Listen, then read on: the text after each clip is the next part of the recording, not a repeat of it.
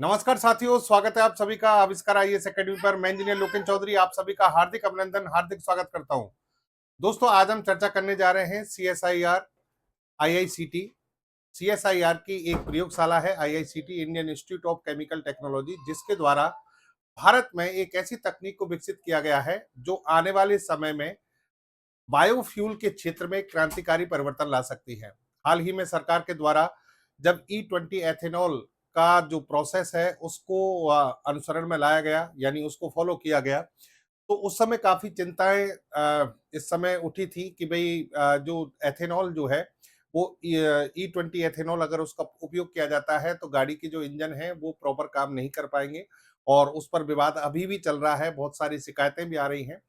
लेकिन देखिए, एथेनॉल का जो प्रोसेस है वो एक तरीके से कह सकते हैं कि आवश्यक इसलिए हो जाता है क्योंकि पेट्रोल और डीजल यानी जितने भी जीवाश्म ईंधन हैं उनके लिए भारत वैश्विक स्तर पर सबसे बड़े आयातक देशों में से एक है, यानी हम पूरी तरह से आयात पर निर्भर करते हैं। ऐसे में हमारे वैज्ञानिकों का शुरू से ये रुझान रहा है कि किसी भी तरीके से कोई ऐसी तकनीक खोजी जाए जिससे कि इस निर्भरता को कम से कम किया जा सके, क्योंकि जीवाश्म ईंधनों का भारत में, जैसे कि मान लीजिए राजस्थान में या कई जगहों पर खोज चल रही है, तो वो तो समय के अकॉर्डिंग ही हो पाएगा। लेकिन कई सारी ऐसी तकनीक हैं जिनके माध्यम से बायोफ्यूल फ्यूल जो है वो बनाए जा सकते हैं। हाल ही में जो खोज की गई है वो अपने आप में इसलिए इम्पोर्टेंट है क्योंकि जो एथेनॉल बनाने के लिए हम बात करते हैं, तो एथेनॉल में सीधे ही, जैसे कि मान लीजिए जो हम कह सकते हैं फसलें जो हैं उनका डायरेक्ट उपयोग किया जाता है, गन्ने का उपयोग किया जाता है, मक्के का उपयोग किया जाता है।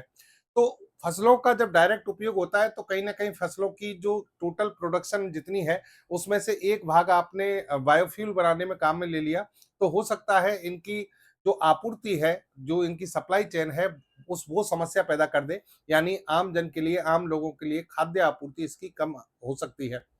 ऐसे में अभी जो खोज की गई है वो है, यानी इसमें गन्ने के जो गन्ना जो है उसके रस का या प्योर जो गन्ना है उसका उपयोग नहीं किया गया, बल्कि गन्ने की खोई का उपयोग किया गया है, यानी जो सुगरकेन वेस्ट होता है उसके माध्यम से वैज्ञानिकों के द्वारा बायोफ्यूल बनाया गया है।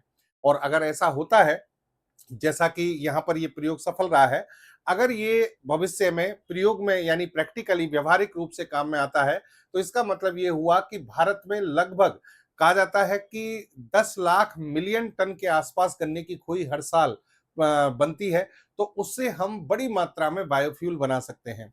तो आज के सेशन में इस पूरे जितनी भी जो ये तकनीक खोजी गई है उस तकनीक का हम विश्लेषण करेंगे।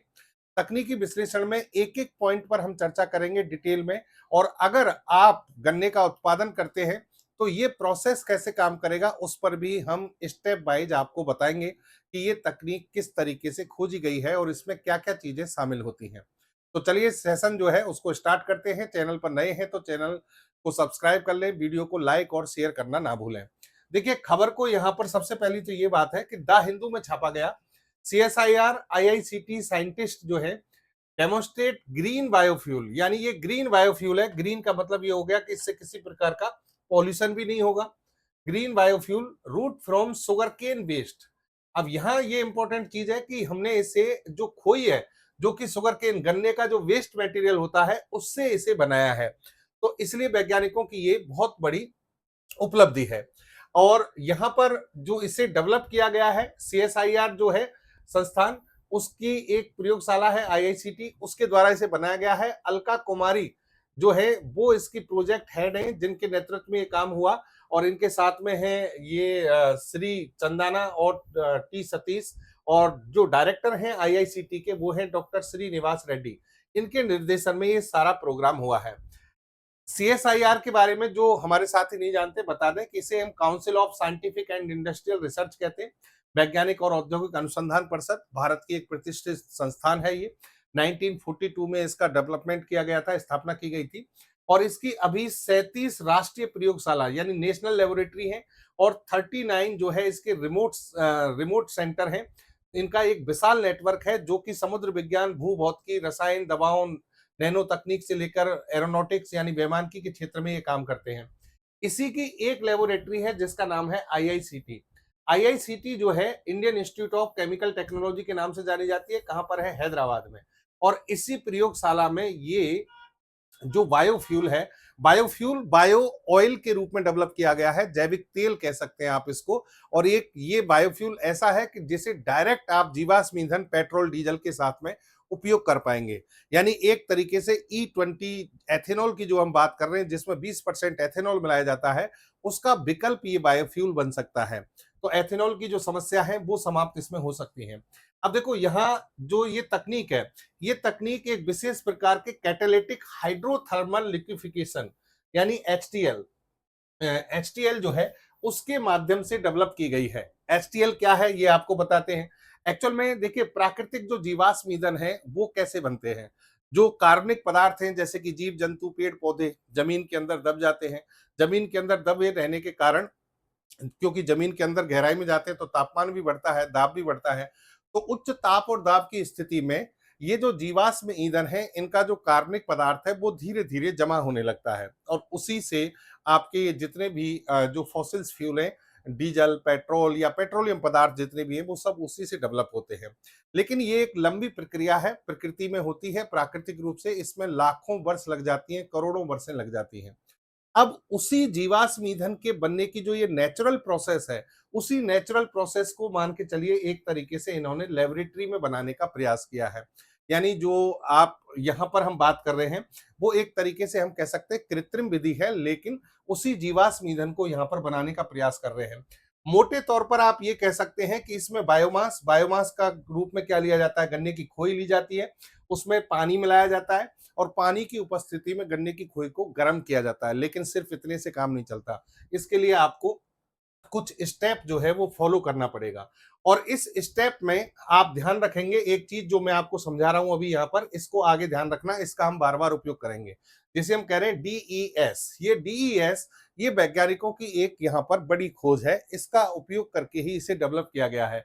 डीईएस जो है, इसे दो या दो से अधिक पदार्थों का मिश्रण के रूप में डेवलप किया जाता है। दो या दो से अधिक पदार्थ कौन से, जैसे कि कॉलिन क्लोराइड है, यूरिया है। और इन दोनों पदार्थों को जब मिला देते हैं तो इनका जो मेल्टिंग पॉइंट है वो काफी कम हो जाता है। मेल्टिंग पॉइंट का मतलब जिस पर ये गलने लग जाए पदार्थ, ठीक है। तो डीईएस बनाने के लिए क्या करेंगे, दो या दो से अधिक पदार्थ लेंगे। कौन से पदार्थ, कोलिन क्लोराइड या यूरिया जैसे पदार्थ लेंगे और इनसे फिर एक संयुक्त मिश्रण बनेगा और वो जो पदार्थ बनेगा उसी को डीईएस कहते हैं। उसका मेल्टिंग पॉइंट जो है वो काफी कम होता है। अब यही जो डीईएस है, यहाँ पर ये बायोफ्यूल बनाने के लिए दो तरीके से काम करता है। एक तो ये कैटलिस्ट के लिए काम करेगा। कैटलिस्ट का काम क्या होता है, कैटलिस्ट एक प्रकार के रासायनिक पदार्थ होते हैं जो किसी रासायनिक अपक्रिया की गति को परिवर्तित करते हैं। या तो गति को बढ़ा सकते हैं या गति को घटा सकते हैं। तो यहाँ पर गति को बढ़ाने के लिए इसका उपयोग किया जाएगा। किसका किया जाएगा, डीईएस का। ये एक प्रकार का ग्रीन सॉल्वेंट है, ठीक है। दूसरा, ये को सॉल्वेंट के रूप में काम करता है। को सॉल्वेंट के रूप में मतलब जो गन्ने की खोई है उसके भीतर जो मौजूद जो पदार्थ है, क्योंकि खोई देखिए क्या है, गन्ना ही तो है और गन्ने में मेनली जो पदार्थ है वो क्या है, शुगर है एक प्रकार का। यानी ग्लूकोज के जो बहुलक होंगे वही होंगे, जैसे कि सेलुलोज है वो पाया जाता है। इसमें प्रोटीन के रूप में लिग्निन जैसे पदार्थ भी पाए जाते हैं। तो लिग्निन और सेलुलोज जैसे जो पदार्थ हैं जो गन्ने की खोई में पाए जाते हैं, उनको तोड़ने में भी ये पदार्थ मदद करेगा, जिसका नाम क्या है, deep eutectic solvents, DES. DES जिसे हम ग्रीन सॉल्वेंट के रूप में यहाँ पर उपयोग में ले रहे हैं। और ये पदार्थ कैसे बनाया हमने, दो या दो से अधिक पदार्थों को मिलाकर बनाया। ये आप याद रखेंगे यहाँ आगे वाले चरणों के लिए। यानी डीईएस जो हमने डेवलप किया है वो इसकी सबसे बड़ी महत्वपूर्ण जो है भूमिका निभाएगा। अब एक एक करके स्टेप को समझो। आपको करना क्या है, यानी आप अपने, जैसे मान लीजिए गन्ने का उत्पादन करते हैं, गन्ने की खोई आपके पास में बहुत ज्यादा बनती है, तो आप कैसे इसको बना सकते हैं वैज्ञानिकों की सहायता या कुछ इंजीनियरिंग की जो मदद है उसकी सहायता से। सबसे पहले क्या किया जाता है, इसके लिए फीड स्टॉक की तैयारी की जाती है। मतलब सबसे पहले गन्ने की खोई को छोटे टुकड़ों में पीस लिया जाता है ताकि अवक्रिया के लिए सतह का क्षेत्रफल बढ़ जाए। देखिए गन्ने को अगर डायरेक्ट आप डालोगे गलेगा नहीं, उसका यूज नहीं होगा। तो पहले मशीनरी के द्वारा इसे छोटे छोटे टुकड़ों में तोड़ लिया जाता है, इससे इसका सरफेस एरिया बढ़ जाता है, मतलब ये रिएक्टिव हो जाता है, जल्दी अभिक्रिया करेगा। पहला स्टेप हो गया। अब आपने जो गन्ने की खोई बनाई है उसको देखिए इस चैम्बर में डाल दीजिए। इस चैम्बर में गन्ने की खोई डाल दी और इसमें एक तरफ से पानी आ रहा है, एक तरफ से आपने वो पदार्थ डाला डीईएस, डीप यूटेक्टिक सॉल्वेंट, जो अभी हमने डेवलप किया था, उसको हमने इसमें क्या कर दिया, डाल दिया।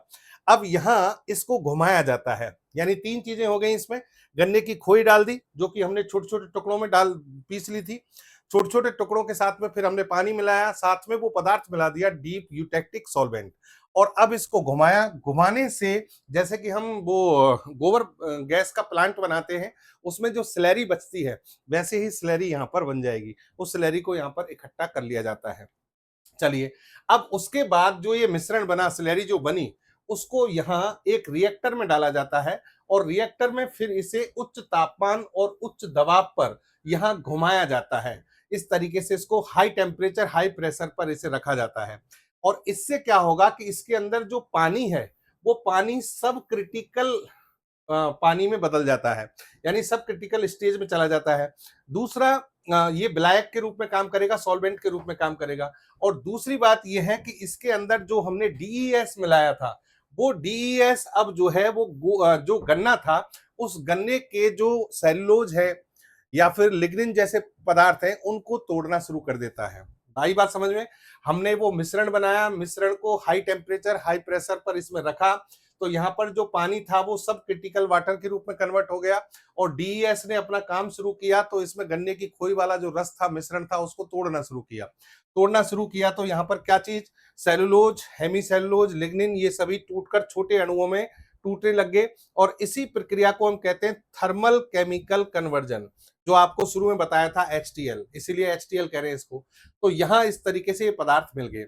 अब आप कह सकते हैं कि जब ये प्रोसेस पूरा हुआ हाई टेम्परेचर हाई प्रेशर पर, जब इस मिश्रण में मौजूद पदार्थों को डीईएस के द्वारा तोड़ा गया, तो यहाँ 4 प्रोडक्ट आपको मिलेंगे, 4 तरह के उत्पाद यहाँ पर मिलेंगे। कौन कौन से मिलते हैं? एक तो कुछ गैसें मिलती हैं जैसे कि CO2 और ज्वलनशील गैसें, इनको यहाँ पर एक चैम्बर में इकट्ठा कर लिया जाता है। फिर इसमें बायोचार, बायोचार क्या है? ठोस अवशेष जिसका उपयोग उर्वरक या कार्बनिक स्रोत के रूप में किया जा सकता है। ऐसे कोयले की तरह आपको ये पदार्थ बायोचार मिलेगा, और इसका भी उपयोग किया जा सकता है। ये सब यूजफुल प्रोडक्ट मिलेंगे इसमें, ठीक है।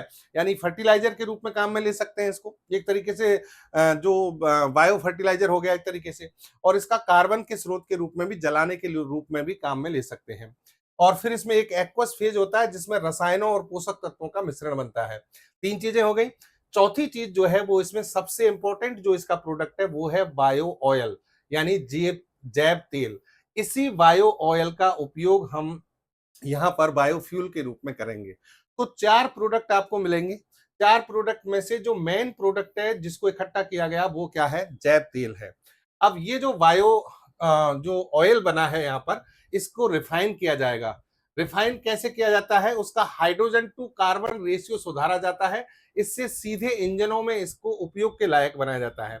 यानी हाइड्रोजन टू कार्बन रेशियो जो है उसको बढ़ाने के लिए आपने इसको रिफाइन करना जरूरी होता है। उसके बाद अब जैसे मान लीजिए आप कहें कि हम इसे सिंपल घर पे तो नहीं लगा सकते, लेकिन वैज्ञानिकों की सहायता से आने वाले समय में ये प्लांट जो है जगह जगह पर लगाए जाएंगे, तो वहां पर आप अपने इसकी जो है सप्लाई करके, कहने का मतलब किसानों के से खोई जो है, गन्ने की खोई जो है उसकी आपूर्ति डेफिनेटली की जाएगी। तो अब इस तरीके से आपने क्या बना दिया? एक बहुत ही शानदार फ्यूल बना दिया, एक ऑयल बना दिया।